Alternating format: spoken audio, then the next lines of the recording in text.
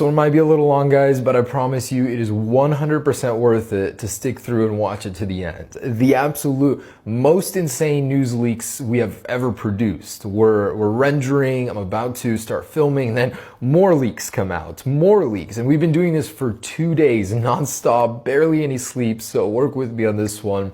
And aside from that, the most insane news in my personal life, I just wanted to share with you before we get into all of that. This is going to be an insane video, but I just want to say thank you guys. I have done the unthinkable.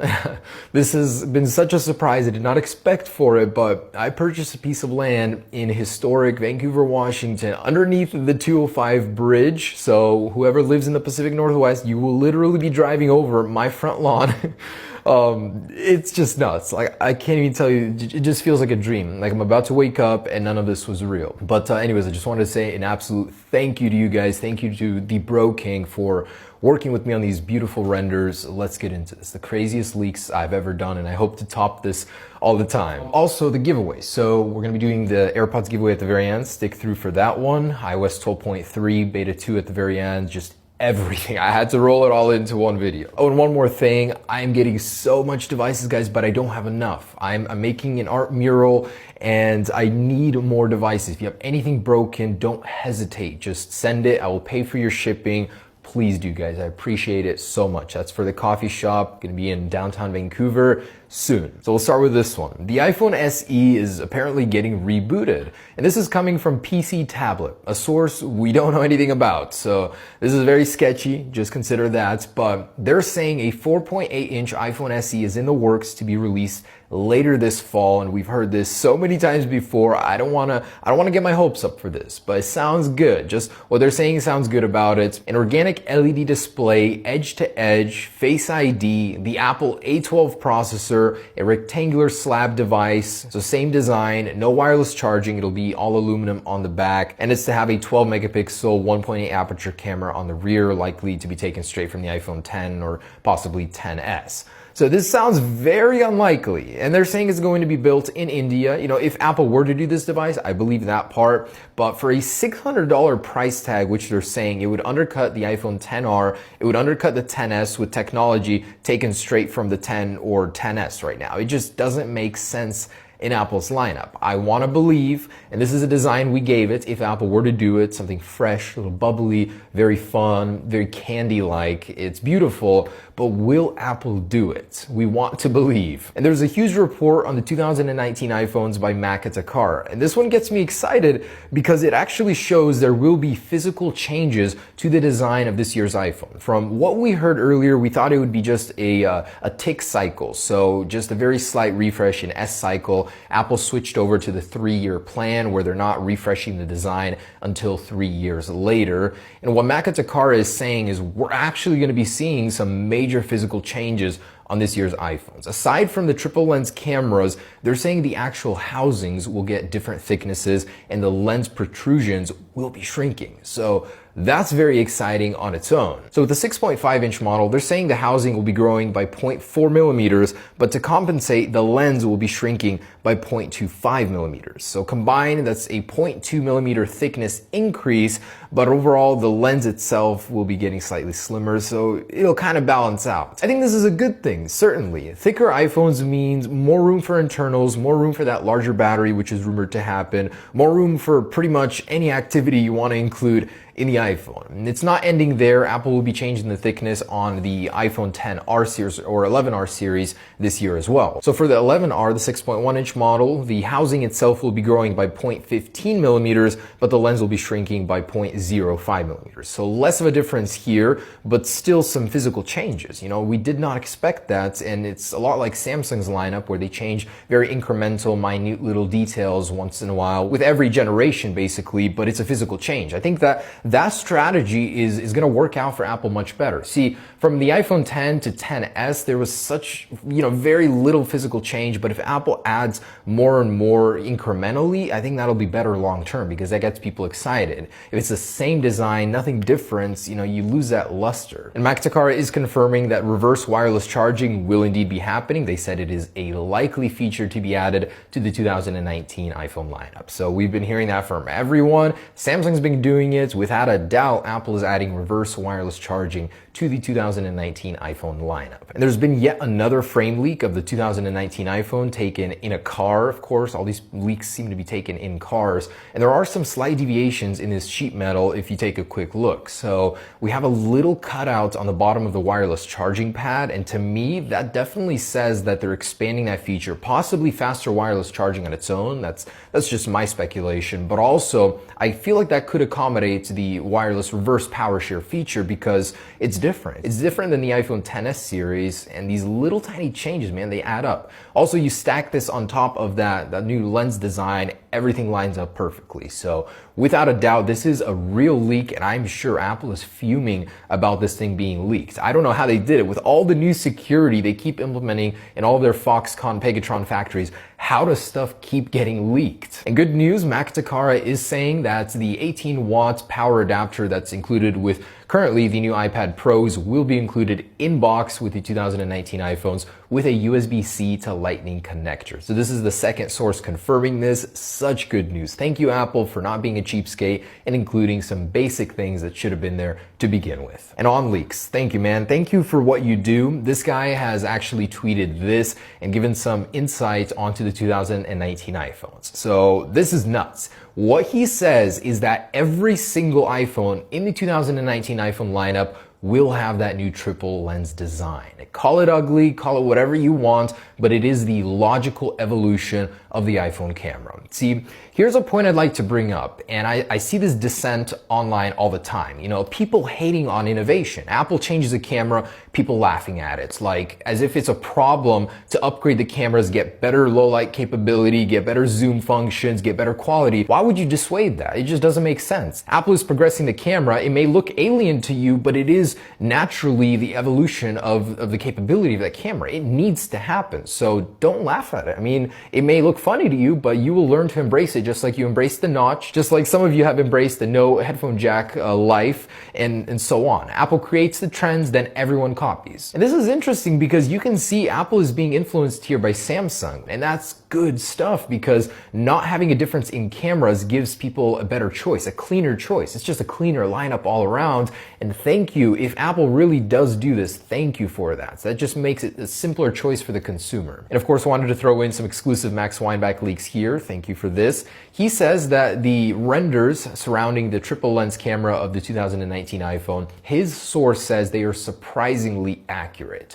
So yes, this is the new iPhone, very likely, unless we hear rumors or leaks saying otherwise. Everything is pointing to this being the real and final design of this year's iPhone. And there's more from Max Weinbach. So he's saying that lens, the reason we're seeing such a massive increase in the lens sizes is because every single lens is going to have optical image stabilization now. It will not be reserved just for the wide angle lens or the telephoto lens. Every single one will have it. And that is a beautiful thing because no matter what shooting mode you're in, you will get the most stable photo possible. He also says that for the iPhone 11R, Apple is debating between 3 green colors. They're debating between a lime green, a neutral green, and a darker forest green. If I were to choose, I would say definitely the lime green. It pops more, something fresh and new, but either one, you can't go wrong with it. Green is kind of a cool color, underutilized, I think. And the iPhone 11R is being tested with a single and a dual lens setup. So Apple may still be on the fence between which one to choose, but so far we've heard everything pointing to the iPhone 11R shipping with a dual lens camera. And an interesting choice on the iPod side of things. Max Weinbach is saying Apple is deciding what to do with the iPod lineup. It's such an iconic name. I understand that Apple wants to keep it around, but they just don't know how to make it relevant in 2019.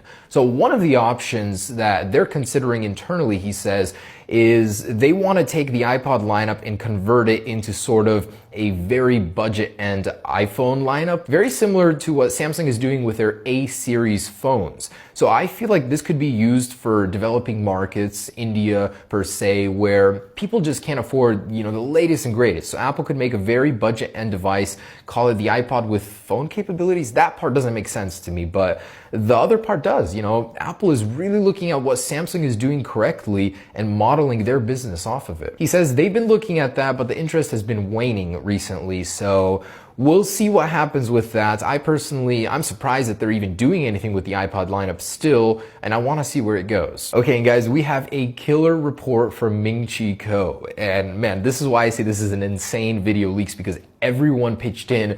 Everyone has a leak report out within the last couple of days. So what Ming-Chi Kuo is saying is that Apple will be testing the waters with micro LED for the first time ever within the next 2 years in the iMac. And that is so exciting. I think that's one of the best technologies Apple is currently working on that will change everything in the phone. Burn-in issues will no longer be a thing. They're more efficient, they're better, they're brighter, they're just better than organic LED in almost every single way. And I believe the blue LEDs last longer too. And the first device to get micro LED before the iMac, actually shipping in Q2 or Q3 of 2019, will be the 31.6-inch 6K display, the standalone one for the Mac Pro, or for any other Mac device. I believe you'll be able to use it with the MacBook Pros too eventually.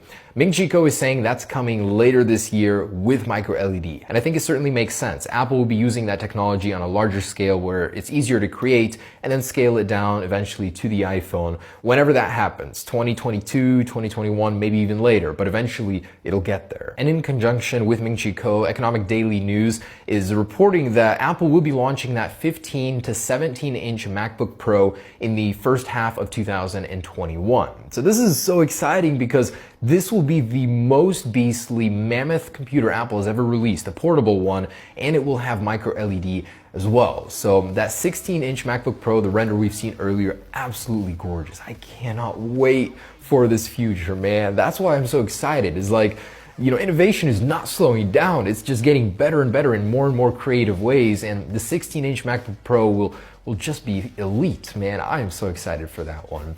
He says that is for sure coming just a little bit later than we originally anticipated. And from what we know earlier, this 16-inch MacBook Pro will feature an all-new design, and the 13-inch MacBook Pro might be getting a 32GB RAM option by then, so technology is certainly catching up, baby. And Ming-Chi Kuo is reporting that there will be yet another iPad between Q4 of 2020 and Q1 of 2021 with a micro LED display, a new screen size. There's really nothing much else known about it, but likely will be replacing the iPad Pro we know already. We're not getting a refresh of the iPad Pros this year. Next year we'll be getting one, and then the year after that will be probably an all-new design or whatever to accommodate the micro LED display. All right, let's get into some absolutely insane patents Apple is working on right now. So first one is a new coating that will actually make your device more durable. So this is a binding polymer material Apple is implementing into the glass technology on iPhones, and it's unclear if this is already in use on the iPhone XS series or if Apple is to include it in future iPhones,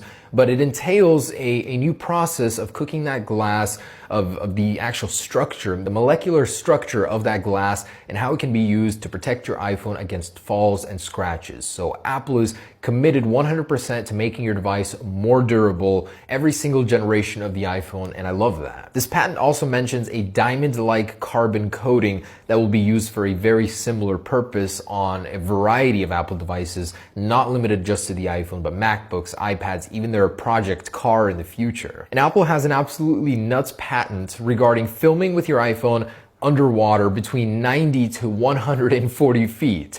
I don't know who's going to be taking their iPhone that deep, but this patent would work theoretically down there. So this is very similar to Max Weinbach's report where he said Apple is working on an iPhone that would work underwater. And this details a bunch of methods where your iPhone will be using a variety of sensors, including the color ambient sensor to gauge the color and color temperature of the water where you're at, the murkiness of it, and adjust the camera sensor accordingly. It's just nuts. There's so many little intricate details here, but basically it would allow your iPhone to film very deep pressures with a new coating, new sealing techniques, and also a bunch of software tricks to make the video actually look good. Now this ties in with the next patent, and Apple is actually working on a MagSafe connector for iPhones, for iPads. Basically just a future of the connector. And this is where it's all going, baby. That portless iPhone we were talking about will be using this technology. It's technically not a port, it's a MagSafe connector, it's a magnetic connector for the iPhone where it'll make your life easier. If you snag it, your iPhone won't go flying, you know, the connector will just unclip. Not only that, but this will work in conjunction with that waterproofing. So extreme waterproofing means less ingress, less ports where the water can get in through.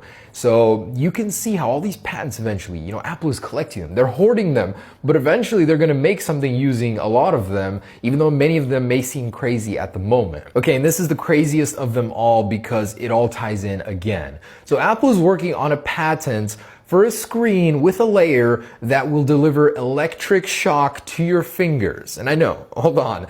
Basically, in conjunction with the Taptic engine, or possibly without it, basically when you're going to be clicking on your screen, you're going to get a centralized feedback no matter what area of the screen you're clicking on, thanks to this new layer. It's a very mild shock. It will not hurt, guaranteed. I hope not.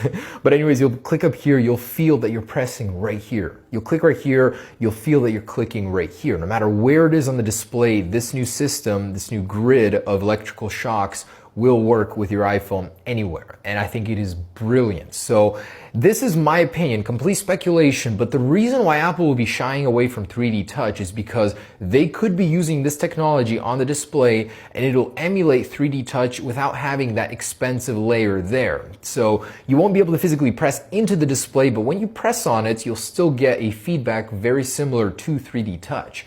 So you really won't be missing much. It's a brilliant solution if you really think about it. And Max Weinbach was reporting on something like this earlier. We heard about it with the Taptic engines. I thought it would be 2 Taptic engines in the iPhone, but this is even better. This one-ups everything. Android Q is actually working on a brilliant solution right now to bring a 3D Touch solution to all Android phones. And this is with software like a hold and press, and working with probably vibration motors to bring that feature to all devices. And that's a great solution. But you can see that 3D Touch really isn't something to miss because there are even better innovations going to be replacing it. Okay, and this is where things get really, really interesting from an innovation standpoint. Apple is working to bring 5G to their iPhones. Fast Company is reporting right now that Intel is missing its 2020 deadline for the 5G modem chip that Apple was looking to put in their iPhone next year. So unfortunately, they're also reporting that Apple is unable to meet the deadline for their own in-house modem for 5G as well. So 5G just isn't working out for 2020. It's likely to be delayed for 2021, and it's unclear if Apple will be settling with Qualcomm, how they'll make it work, but eventually they will find a solution to bring 5G to their iPhone, just not until later. Now, here's the funny part. Huawei has decided to offer Apple to use their 5G modems. And I trust that just about as much as I trust leaving my car in downtown Portland unlocked with a backpack sitting on the seat. Absolutely not. No way. There is going to be a back door in there, no doubt.